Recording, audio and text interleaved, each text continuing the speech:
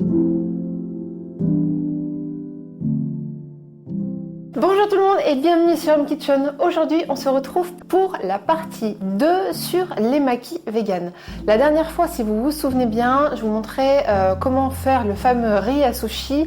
C'est pas forcément quelque chose qui est souvent bien expliqué dans les recettes pour faire les sushis. En général, on passe plus de temps à expliquer les garnitures que le riz. Or, le riz, c'est quand même une très grosse partie du travail, si ce n'est presque la partie la plus primordiale. Autant pour l'assaisonnement, pour la façon de cuire, parce que si vous cuisez trop le riz, s'il est pâteux, s'il colle pas bien, bref, si votre riz est nul, forcément les maquis seront nuls. Donc, je vous conseille d'aller voir cette première partie de vidéo. Dans cette première vidéo aussi, je vous montrer comment rouler des maquis sans forcément utiliser de feuilles d'algues pour ceux qui n'aimaient pas. Donc si vous avez loupé ça, n'hésitez pas à aller jeter un petit coup d'œil. Aujourd'hui, pour cette deuxième partie, je vais vous montrer une technique pour faire un tempura de maquis. C'est vraiment génial. Mais aussi comment faire un simili de poisson, car la plupart des garnitures classiques dans les maquis, les sushis, c'est bien sûr le poisson cru.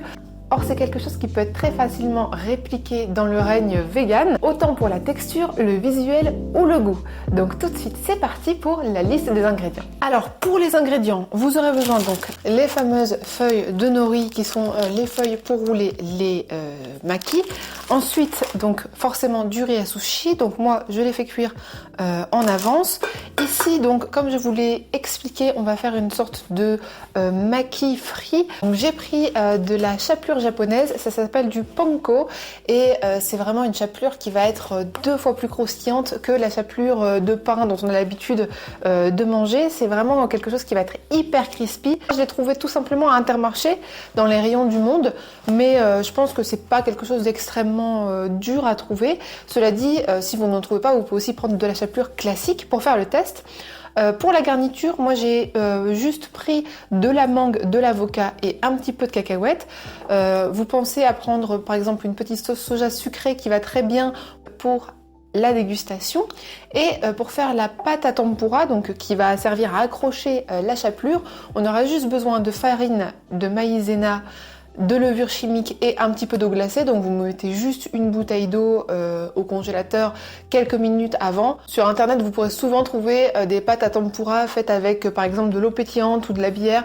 Alors c'est pas mal. Personnellement, je trouve ça un petit peu plus lourd que les pâtes à tempura classiques. Ce qui va créer le gonflement, c'est pas d'utiliser forcément des boissons pétillantes pour faire la pâte, mais c'est le choc des températures. C'est parce qu'on va utiliser de l'eau glacée, donc la pâte va être glacée et ensuite on va le plonger direct dans la friture qui va être très chaud, et donc ce choc des températures va faire instantanément gonfler et c'est comme ça qu'on va avoir le moelleux, le croustillant de ce tempura. Pour la deuxième inspiration du jour, on va reproduire le fameux, très fameux spicy tuna. Si vous avez déjà été mangé dans un bon japonais une fois dans votre vie, vous avez sûrement dû passer devant ces classiques, le spicy tuna, le California roll, tout ça c'est des choses qui reviennent quasiment tout le temps.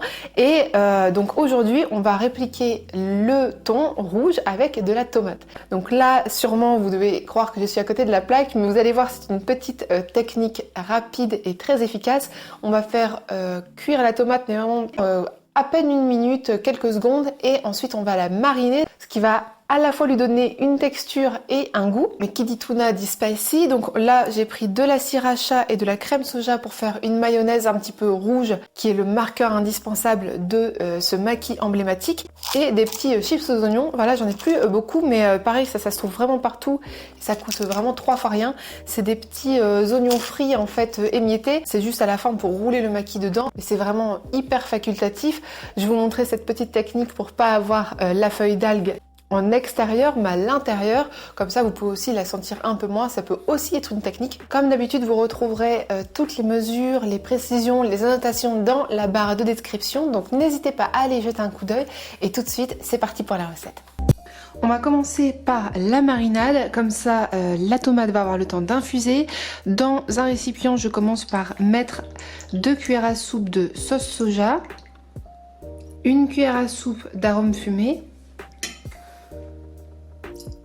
C'est complètement facultatif, mais je vais rajouter aussi un petit peu de miso, juste l'équivalent d'une cuillère à café parce que c'est assez fort.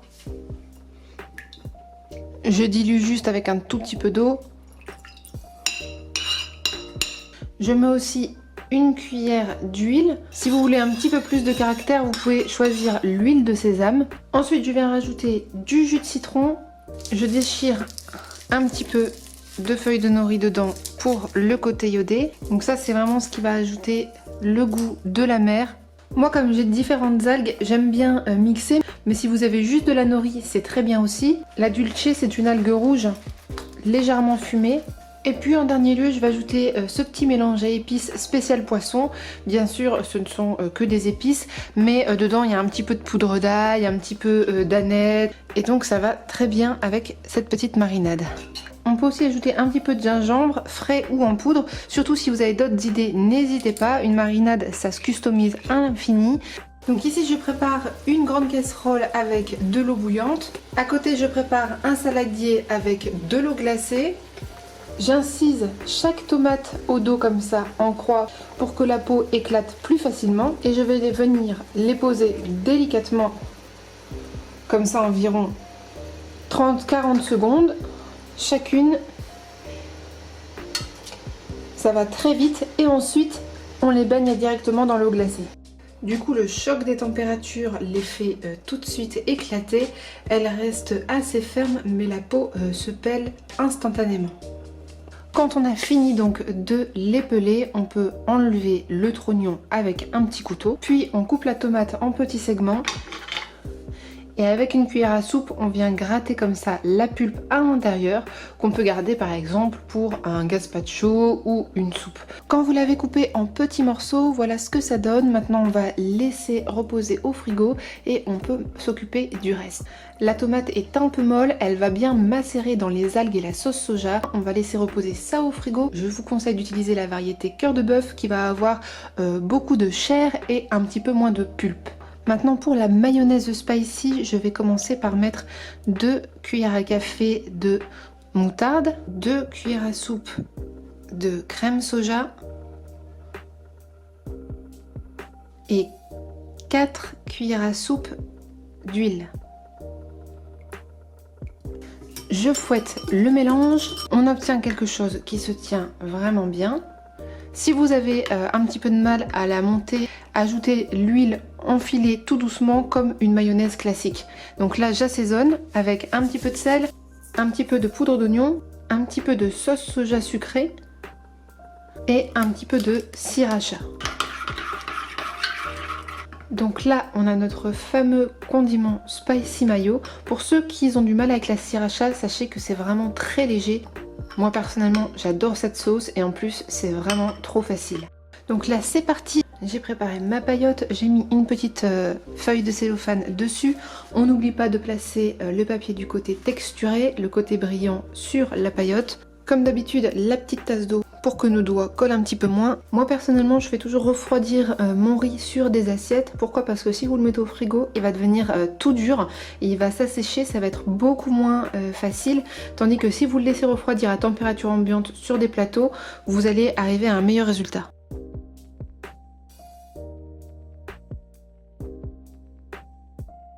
On n'oublie pas de toujours laisser le petit espace en haut pour quand on va le rouler que le riz dépasse pas en s'écrasant. Maintenant on procède à l'assemblage. Donc ici j'ai mes tomates marinées que j'ai bien égouttées pour faire partir le maximum de jus. Maintenant je rajoute un oignon cébette et la mayo spicy.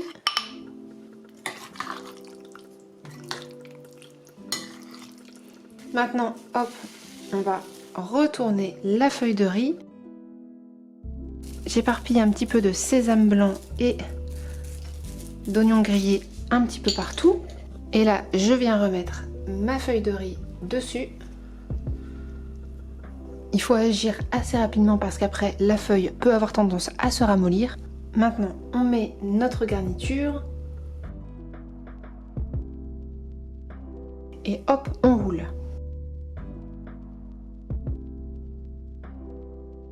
Et voilà le résultat donc pour ces premiers sushis. Le petit côté sésame crispy oignon, c'est super sympa. Et l'intérieur de la tomate un petit peu mi-cru mi-cuit comme ça, on dirait vraiment du poisson. J'espère que vous avez kiffé cette version. Pour la deuxième partie, on commence par préchauffer notre friteuse à 180 degrés. Ensuite, je prépare ma garniture. Ici, de la mangue, de l'avocat et des cacahuètes pilées. Je mets une bouteille d'eau au congélateur pour qu'elle soit vraiment très très froide. Maintenant, comme d'habitude, je vais mettre mon riz sur la feuille. Je place ma garniture.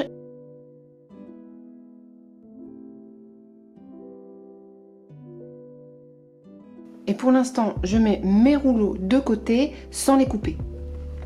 Maintenant, on passe à la pâte à tempura. Pour ça, on va mettre un temps pour temps de farine et d'eau, 350 ml d'eau glacée, 350 g de farine. On mélange bien et quand c'est bien homogène, on rajoute un petit sachet de levure chimique et 20 g de fécule de maïs. Bien sûr, on remélange tout et si vous avez l'impression que c'est légèrement épais, on peut rajouter une petite lichette d'eau. Toujours bien glacé.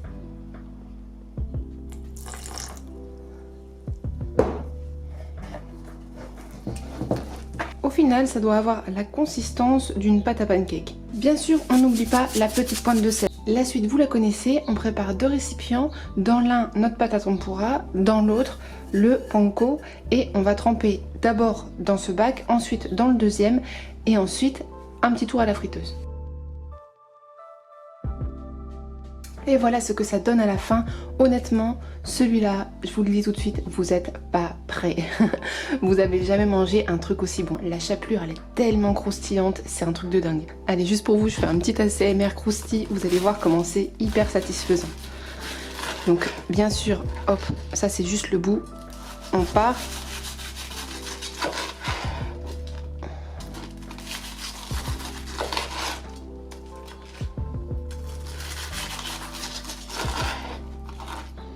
Honnêtement, si vous avez jamais essayé de sushi frit au panko, il faut vraiment essayer, c'est une dinguerie.